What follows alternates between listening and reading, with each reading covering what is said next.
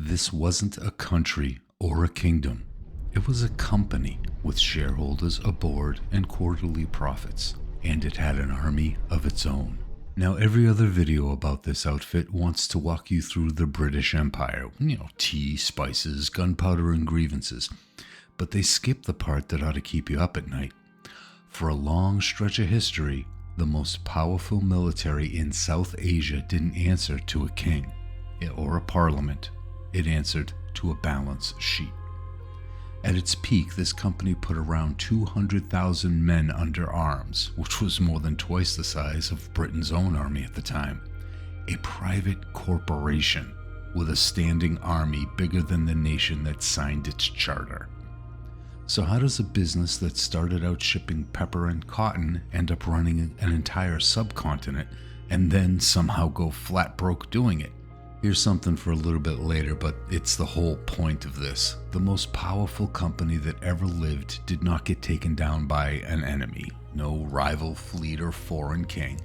It just went bankrupt, and then it got bailed out. And hold that thought, we'll come right back to it. December 31st, 1600.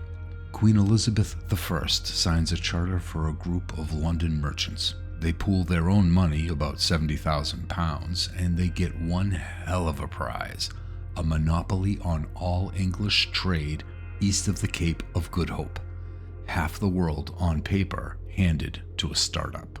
And here's the problem. Right from day one, those London investors got returns as high as 30%.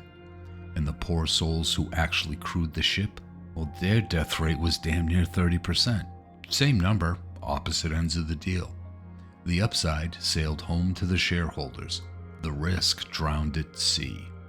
Remember that shape because it's a recurring one. Now for a while, it's just trade. They give up fighting the Dutch over Spice Islands and they actually get smart about it. They go into Indian textiles, Chinese tea, set up fortified trading posts that they call factories. And it works. The stuff floods into England, and slowly this thing stops looking like a merchant and starts looking like something we just don't have a clean word for.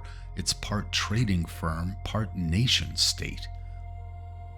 Then comes 1757. Bengal. A company man named Robert Clive lines up roughly 3,000 troops against the Nawab of Bengal's 50,000. On paper, that's a slaughter the wrong way. Except Clive didn't win it with muskets. He won it with a bribe. He bought off the Nawab's own commander before the first shot, and the Bengal army quit the field. A corporation just deposed a head of state, and it paid for that in gold. Now in 1765, the whole thing turns.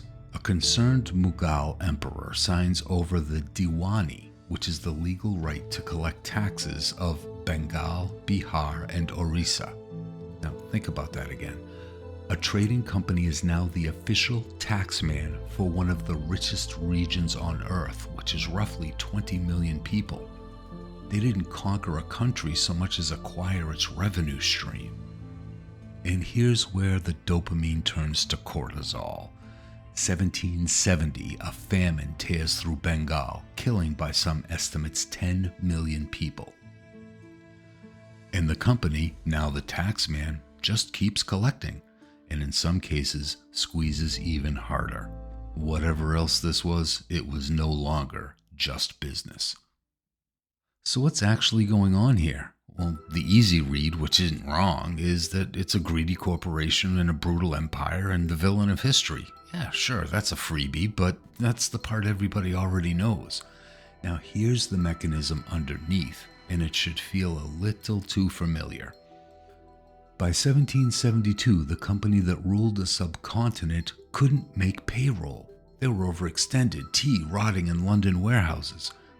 Over £1 million in the hole with a credit crisis freezing up all of Europe. The richest, most powerful corporation in the history of the world, insolvent. But here's the thing, it didn't fall. It went to Parliament with its hand out. A Parliament, by the way, stuffed with members who happened to own stock in the corporation. And Parliament, of course, said yes to a loan and new oversight, which is what we call a bailout.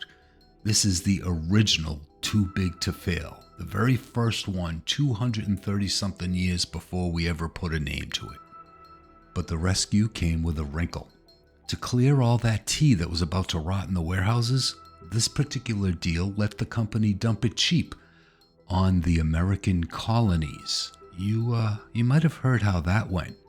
Yeah, December 16th, 1773, Boston Harbor, 342 chests over the side. The bailout of one over-leveraged company helped light the fuse on a revolution.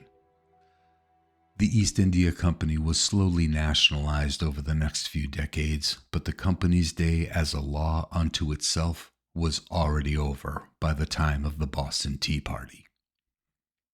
The easy lesson is, corporation bad. And yeah, that's a freebie, like I said, but the real lesson cuts a lot closer. When an outfit gets big enough and tangled in enough stuff, its failure stops being its own problem and starts being everyone's problem.